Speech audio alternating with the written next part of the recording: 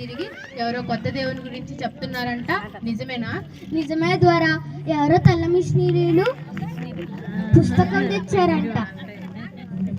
అవును ద్వారా ఈ తెల్ల పుస్తకం ఇచ్చారు. దీన్ని బైబిల్ అంటారంట. ఏంటి బైబిలా? ఎంత ధైర్యంలో నీకు దీన్ని నా చేతిలో పెట్టడానికి? ముందు దీన్ని తీసి అడ్డుపడాయి. క్షమించి ద్వారా. అరే, అందరు గూడెం దొరల గురించి నాకు తెలీదు. నా గూడెంకి మాత్రం ఆ తెల్లవారిని అస్సలు రానివ్వను. ఒకవేళ నా మాట కాదని ఎవరైనా మన గూడెంలోకి ఆ తెల్లవారిని రానిచ్చినా, ఆ కొత్త దేవుని నమ్మినా వారిని చంపేస్తా. అర్థమైందా? చంపేస్తా. సరే ద్వారా, అర్థమైంది ద్వారా. గూడెం అందరికి జై, గూడెం దొరికి జై, గూడెం దొరికి జై, గూడెం దొరికి జై. మొన్నైతే దూరంగా జరగని గూడెం ద్వారా దూరంగా జరగని జై అంట.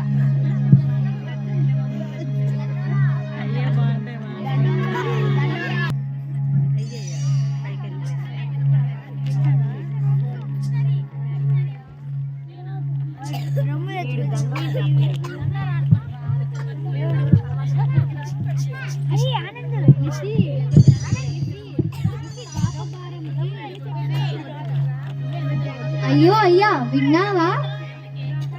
విన్నాను. తెల్ల మిషనరీలు మన గూడెంలోనికి రానివ్వకూడదు కదా. రాణిస్తే చంపేస్తారంట. దేవుని గురించే కదా చెప్తుంది. విని నమ్మాలనిపిస్తే నమ్ముతాం. ఇదంతా వెళ్ళిపోమంటే సరిపోతుంది కదా. మన తెగ నాయకురాలు ఎందుకు ఇంత కఠినంగా ఉన్నారు?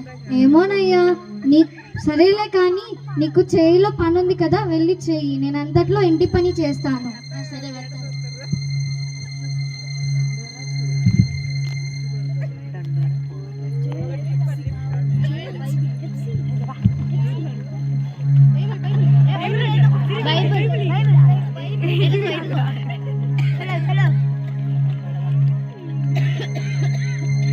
అయ్యా, మీకు నా వందనాలు. మీరు మిషనరీనా? అవును, నేను వీల్స్ దేశం నుండి వచ్చాను. మీరు ఎక్కడి నుంచి తొందరగా వెళ్ళిపోండి. మా తెగవారు ఎవరైనా చూస్తే మిమ్మల్ని చంపేస్తారు. వెళ్ళండి. చూడు, నాకు చావు అంటే భయం లేదు. నేను ఇప్పుడు చనిపోయిన మరుక్షణం నా దేవుని వద్ద కళ్ళు తెరుస్తాను. కానీ ఈ భూమి మీద ఒక క్షణం బ్రతికే అవకాశం ఉన్నా ఆ దేవుని గురించి, ఆ సత్యదేవుని గురించి, మనల్ని నరకం నుండి తప్పించిన ఆ దేవుని గురించి మీకు చెప్పకుండా నేను ఉండలేను. చావంటే భయం లేదా? దేవుని దగ్గర మళ్ళీ బ్రతుకుతారా? అసలేంటి మీరు చెప్తుంది? అసలు నరకం అంటే ఏంటి? మీ పేరు కొంత సమయం ఇస్తే నీ ప్రశ్నలన్నిటికీ నేను సమాధానం చెప్తాను. సరే, అయితే ఇక్కడ వద్దు. ఎవరైనా చూస్తే ప్రమాదం. ఇక్కడే మా ఇల్లు ఉంది, రండి వెళ్దాం. సరే, వెళ్దాం. పిల్లలు, అమ్మని తీసుకొని లోపలికి రండి.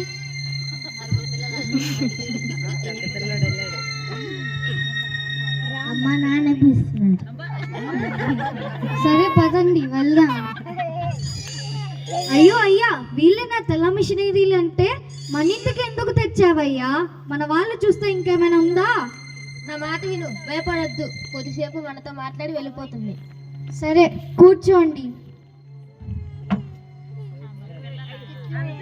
ఇప్పుడు చెప్పండి. చావంటే మా అందరికి భయం, కానీ మీరు చనిపోయాక కూడా మళ్ళీ బ్రతుకుతారు అంటున్నారు. అసలు ఏంటది? ఈ భూమి మీద బ్రతుకుతున్నది బ్రతుకు కాదు. మనం చనిపోయాక కూడా మనం యేసుక్రీస్తుని మాత్రమే ఎందుకు ఆశ్రయించాలి? మాకు మా దేవుళ్ళు ఉన్నారు కదా, అడవి తల్లి అంటూ, సూర్య దేవుడు అంటూ. వాళ్ళే మమ్మల్ని నరకం నుంచి తప్పిస్తారు. లేదు, వాళ్ళు నిన్ను కాపాడలేరు. వాళ్ళు నీ పాపం కోసం, నా పాపం కోసం ప్రాణత్యాగం చేయలేదు. యేసు ప్రభువు శిలువ ద్వారా ప్రాణత్యాగం చేస్తే మన పాపాలు ఎలా పోతాయి? యేసుక్రీస్తు మాత్రమే మన పాపాల కోసం ప్రాణత్యాగం చేశారు కాబట్టి ఆయన మన పాపాలను తీసివేయగలరు కాబట్టి. ఇప్పుడు కొద్దిగా అర్థమవుతుంది. కానీ ఒకటి మటుకు నిజం, మేము చాలా చెడ్డవారము. మేము ఈ చేతులతోనే, బల్లాలతోనే చాలా మందిని చంపేశాము. ఈ దేవుడు మమ్మల్ని కూడా క్షమిస్తాడా?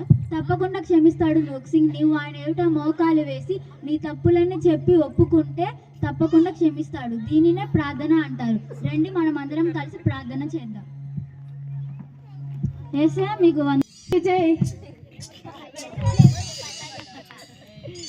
త్వర ఆ నోక్సింగ్ గూడెం వాళ్ళందరితో ఆ దేవుడి గురించి మాట్లాడుతూ నేను విన్నాను. అవును త్వరా. ఏమన్నా? నోక్సింగ్ ఎంత పని చేశారా వాడు? వాడిని నా తర్వాత ఈ గూడెంకి దొరం చేద్దాం అనుకున్నా, కానీ ఈ పని చేశాడు వాడు. వెంటనే రేపు అందరినీ పిలిచి పంచాయతీ పెట్టించు. ముఖ్యంగా ఆ నోక్సింగ్కి చెప్పు, వాడుగా ఆ దేవుణ్ణి విడిచిపెడితే సరే, లేదంటే వాడిని చంపేస్తానని చెప్పు. గూడందరికి జై, గూడందరికి జై, గూడందరికి జై, గూడందరికి జై. పంచాయతీ అందరూ తమ కుటుంబాలతో అక్కడికి రావాల్సిన కోరుతున్నాం. ముఖ్యంగా నాక్సింగ్ కుటుంబం అక్కడికి హాజరవ్వకుండా ఇది పంచాయతీ ఆర్డర్ తొందరగా వరకు నడిపించండి.